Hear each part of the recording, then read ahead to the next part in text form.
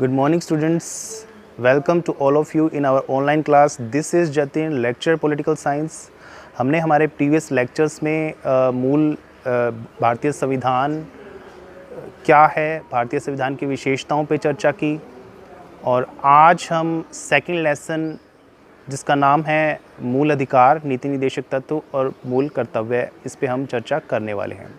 तो आज के लेक्चर में हम मूल अधिकार क्या होते हैं और मूल अधिकार हमारे लिए क्यों आवश्यक है, इनका क्या महत्व है, इन पे हम विस्तृत रूप से चर्चा करेंगे। देखिए, मैं सभी स्टूडेंट्स से कहना चाहूँगा कि काफ़ी इम्पोर्टेंट लेसन है ये। काफ़ी बार एग्ज़ाम में इस लेसन में से क्वेश्चंस पूछे जाते रहे हैं, इसलिए आप ध्यान से इस लेक्चर को सुनें, अंत तक वीडियो को देखें। ये लेसन्स जो तैयार किए जा रहे हैं काफ़ी सरल भाषा में तैयार किए जा रहे हैं, इसलिए यदि आप चाहते हैं कि ये लेक्चर्स आपको लगातार मिलते रहें तो आप चैनल को सब्सक्राइब करें, पसंद आए तो लाइक करें और बेल आइकन पे क्लिक करें ताकि कोई भी लेक्चर आपसे मिस न हो। Let's start the lesson.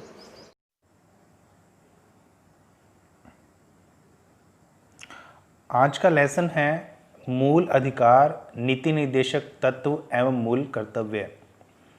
ये लेसन परीक्षा की दृष्टि से काफ़ी महत्वपूर्ण है। अलग अलग तरीके से प्रश्न इस लेसन में से पूछे जाते रहे हैं।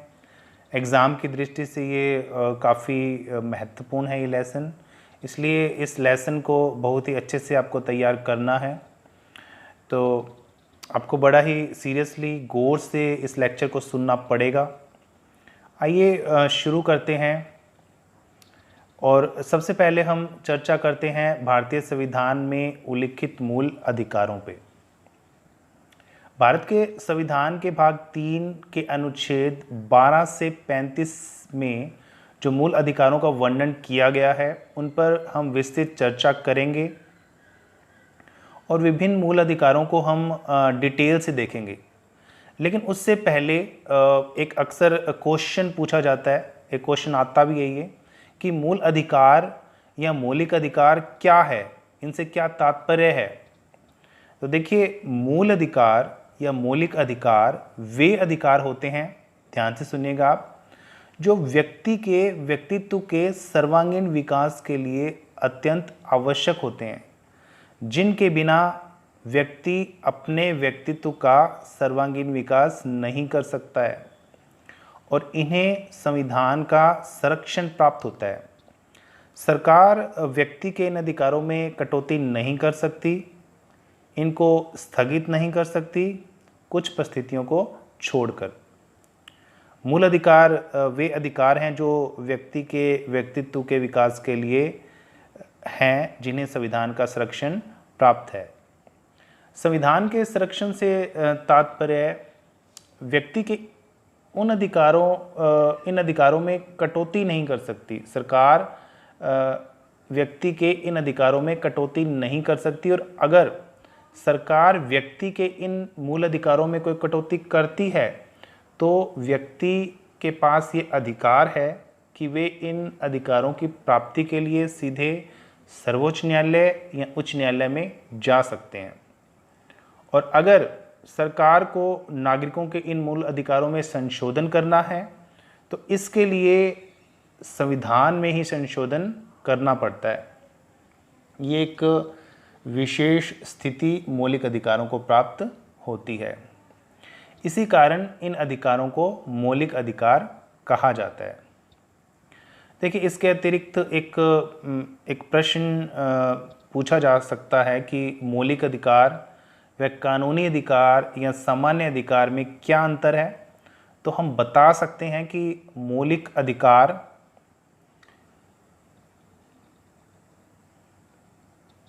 की जो मौलिक अधिकार है उन्हें संविधान में विशेष संरक्षण प्राप्त होता है, जबकि कानूनी अधिकार को इतना संरक्षण प्राप्त नहीं होता है।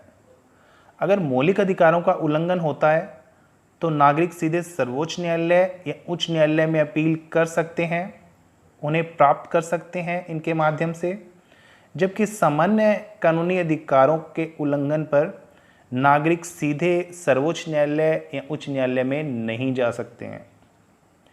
इसके अतिरिक्त अगर सरकार को नागरिकों के मौलिक अधिकारों में कोई कटौती करनी है, उसके लिए संविधान में संशोधन करना पड़ता है।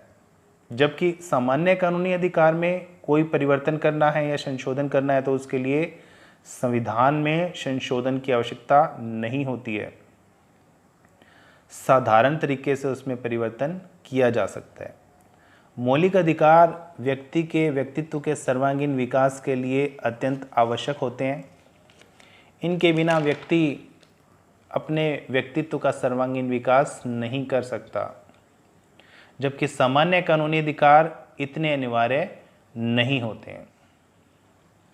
तो कुछ प्रश्न यहाँ पे बनते हैं, जैसे एक क्वेश्चन अक्सर पूछा जाता है, जैसे मौलिक अधिकार संविधान के कौन से भाग में हैं या किन अनुच्छेदों में हैं, तो आप बता सकते हैं कि भाग 3 में है, अनुच्छेद 12 से 35 तक।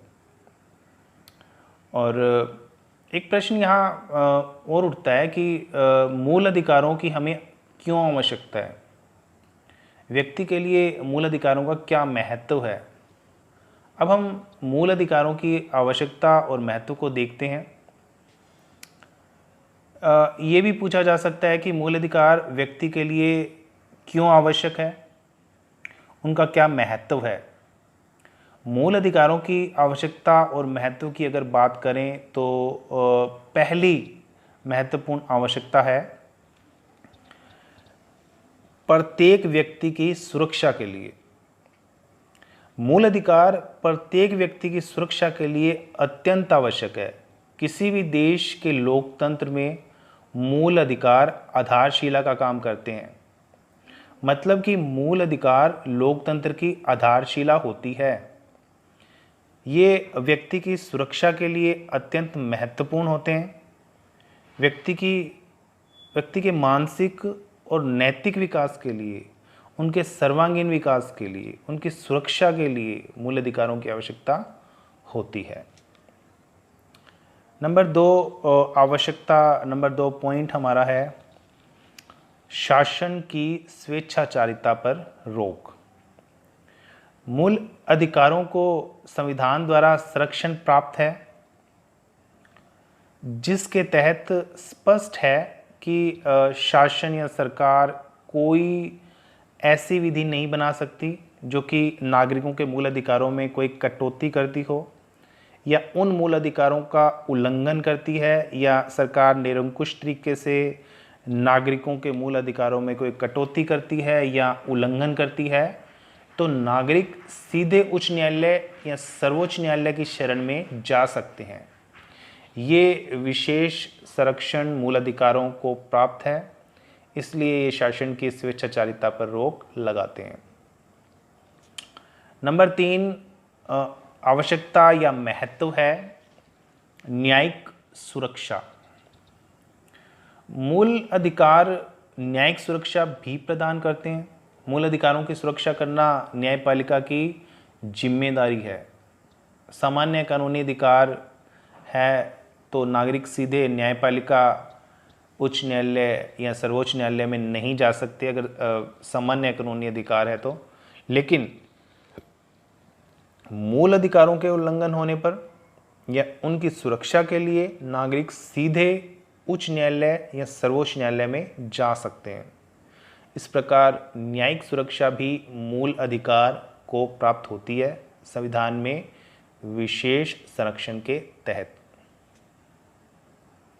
नंबर 4 जो आवश्यकता है या महत्व है वो है मूल अधिकार लोकतंत्र के आधार स्तंभ। मूल अधिकारों के बिना हम एक सशक्त लोकतंत्र की कल्पना नहीं कर सकते हैं। उसके बिना लोकतंत्र एक बेईमानी शासन होगा, क्योंकि लोकतंत्र के द्वारा ही जो समानता की बात है, जो स्वतंत्रता की बात है, धार्मिक स्वतंत्रता की बात है या समानता की बात है, कुछ विशेष अल्पसंख्यकों के अधिकारों की बात है, ये मौलिक अधिकारों के द्वारा ही संभव है। इनके बिना हम लोकतंत्र को साकार प्रतिरूप होते हुए हम नहीं देख सकते। इसलिए मूल अधिकारों को लोकतंत्र का आधार स्तंभ भी बोला जाता है। ये एक क्वेश्चन आता है कई बार कि मूल अधिकारों को आधार स्तंभ किसे कहा गया है, तो या मूल अधिकारों का आधार स्तंभ क्यों कहा जाता है, तो आप इसमें ये बता सकते हैं। हमने मूल अधिकारों का अर्थ समझा, आवश्यकता और महत्व के बाद अब हम भारतीय संविधान में उल्लिखित जो मूल अधिकार हैं उन पर हम विस्तृत चर्चा करेंगे, लेकिन इसको हम नेक्स्ट लेक्चर में इस पे चर्चा करेंगे। आज हम इतना ही करेंगे। मैं सभी स्टूडेंट्स से इतना ही कहना चाहूँगा कि ज़्यादा से ज़्यादा इस लेक्चर को आप साझा करें, आप शेयर करें। आप कोई भी आपको कुछ पूछना है कुछ भी, तो आप कमेंट बॉक्स में जाके अपने कमेंट दें। आप इस लेक्चर को सब्सक्राइब करें ताकि लगातार ये लेक्चर आपको मिलते रहें, कोई भी लेक्चर आपसे मिस ना हो। तो आज के इस व्याख्यान में इतना ही। धन्यवाद।